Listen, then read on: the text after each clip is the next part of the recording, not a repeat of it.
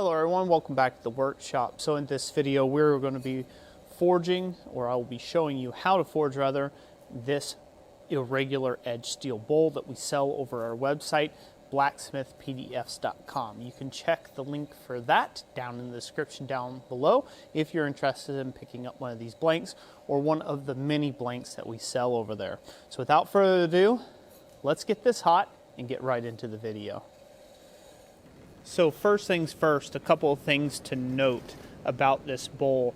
When I sell my plasma cut blanks, they always have the dross left on them. I do that in an effort to save costs for you, because if I spend less time grinding or cleaning off dross removal, and you put a little bit of that sweat equity into it, since you'll be making the blank anyhow, I can save costs. So you will have a little bit of dross that you'll have to remove.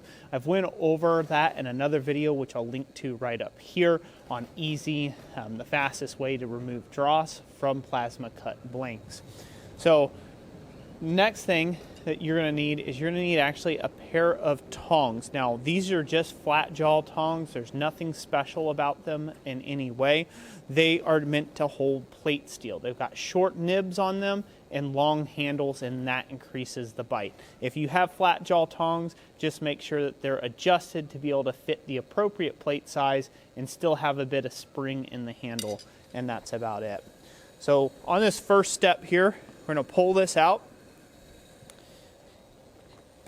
and everywhere that I have a valley in between two bumps, I am going to spread out with the cross peen of the hammer. I'm going to thin out that area specifically.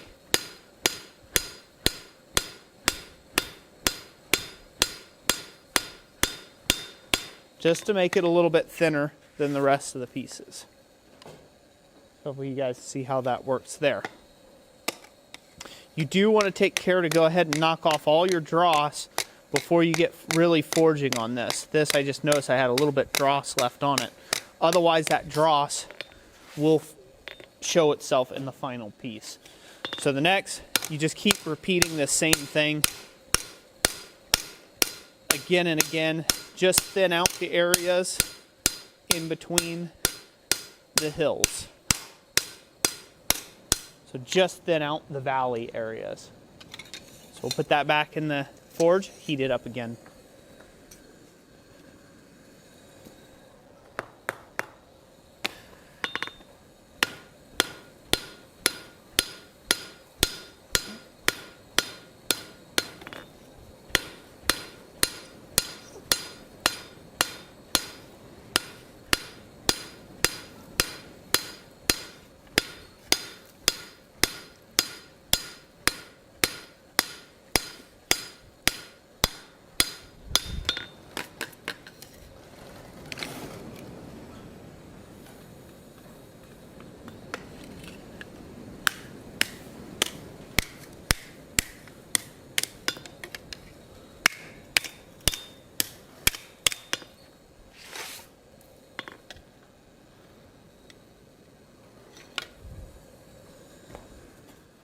So once you have all of your, we'll call them flutes, or your little valley areas thinned out, now we're going to sink it into a depression. Now if you don't have a big steel swedge block, don't worry, you can use a wooden swedge block.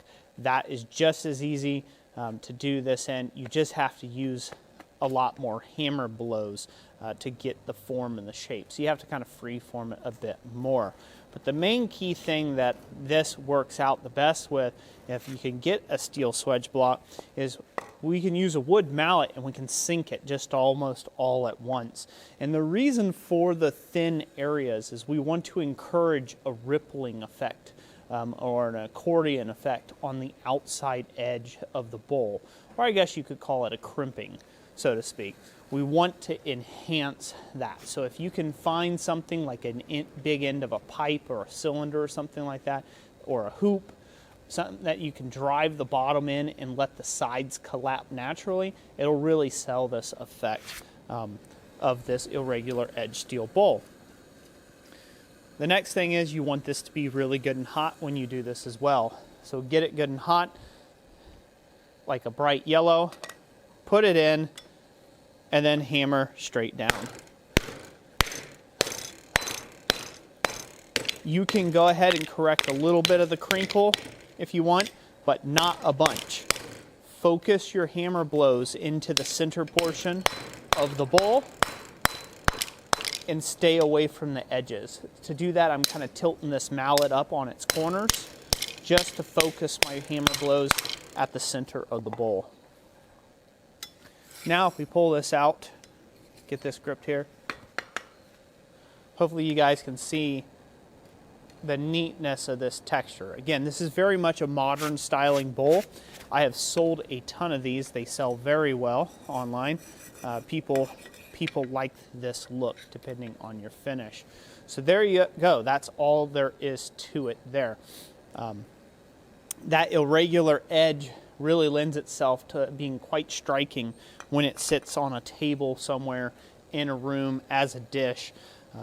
And if you go through the extra effort, you can actually take, instead of the valleys themselves, but the lobes, and you can draw them out with your hammer peens out really long and do all sorts of funky things with them to really express yourself with these bowls, to kind of come up with several different products all off of one type blank.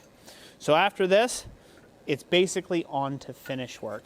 What I would suggest that you do for finish work, and that I'll be doing for this, is I will wire wheel this while hot, still warm. I'll use like a cup wheel on an angle grinder and just lightly wire wheel this while it's still hot, and it'll give it kind of a blackish blue surface finish to it without it being shiny like a bright silver. And then after it cools down, I will then go along and sand the edges and polish them to give it that pop. So this was very striking off the edge. And at this stage, you'll want to heat it up and put your touch mark on it. I suggest you put your touch marks on the back in an inconspicuous location, usually up around the rim on bowls for me, unless I'm not putting any sort of initials or anything into the bowl. I might even touch mark it on the bottom, but generally I'll do it right up on one edge somewhere in a semi-inconspicuous location. So that's it for today. I hope you guys enjoyed this little demonstration of forging these bowls. They're very quick to make, especially if you have a swedge block like this or one of the Holland swedge blocks. They'll work well in that as well. But if you have any questions, you can drop them in the comment section down below, and we may get to those in another future video. And if you like the content you see, hit that like button, subscribe, all that jazz. And thank you so much to all of my channel members. I greatly appreciate you all helping me to be able to produce this type content. So that's it for today. Go pick you up one of these blanks over at blacksmithpdfs.com. Without further ado, God bless. We'll catch you on the next one. Thanks for watching.